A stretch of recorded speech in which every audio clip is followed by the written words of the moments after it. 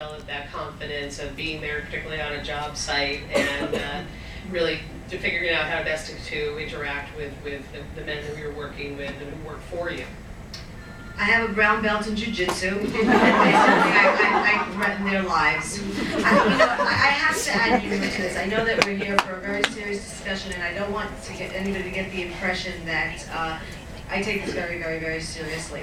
But I think we need to leave to add some levity, if you don't mind.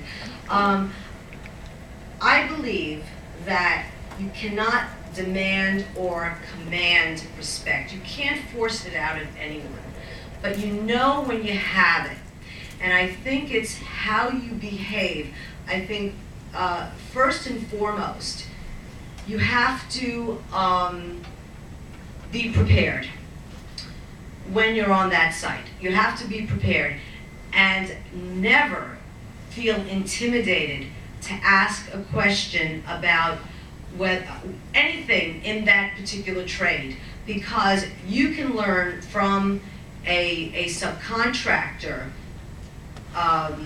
very much and take that with you. So I think that you should never feel intimidated to ask a question, or just because you're the boss, you may not know, and we are constantly learning, and we're learning from everyone.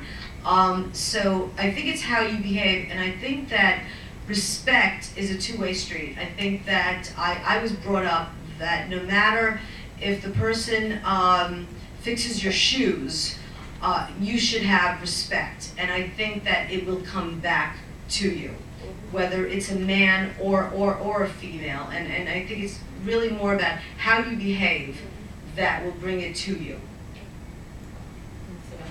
Yeah, I agree with Rella, and just thinking back on my own experiences, I was thrust in my first job really to become, I was Ed Koch's legislative lobbyist to the city council, and when I was pretty young, and I was, it sort of fell into this, it's a whole other story, but basically I was panicked. I mean, I had wanted to be a professor of political science, and I didn't expect that it would be entertaining at that, politics, which is very different. And a person who has meant a lot to me over the years, a mentor, said to me, gave me some very good advice. He said, Sidel, everybody fails at one point in their career.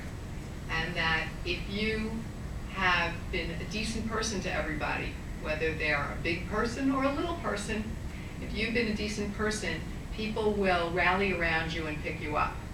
However, if you have not been a nice person, all the knives will come out. And it was incredibly important advice. I've thought of it, it's been advice all my entire career that I really kind of kept to. One of the most important things that I can tell you is one, language.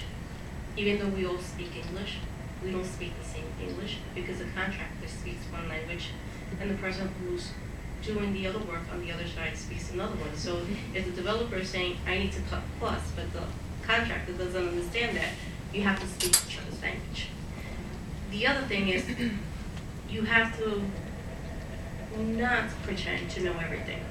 It's okay not to know everything that's around you, and I do agree with you on that. But you're there to learn, and you're there to learn from each other. And if you give each other the space and the time to learn from each other, the respect will be there. Yolanda, I was going to ask you,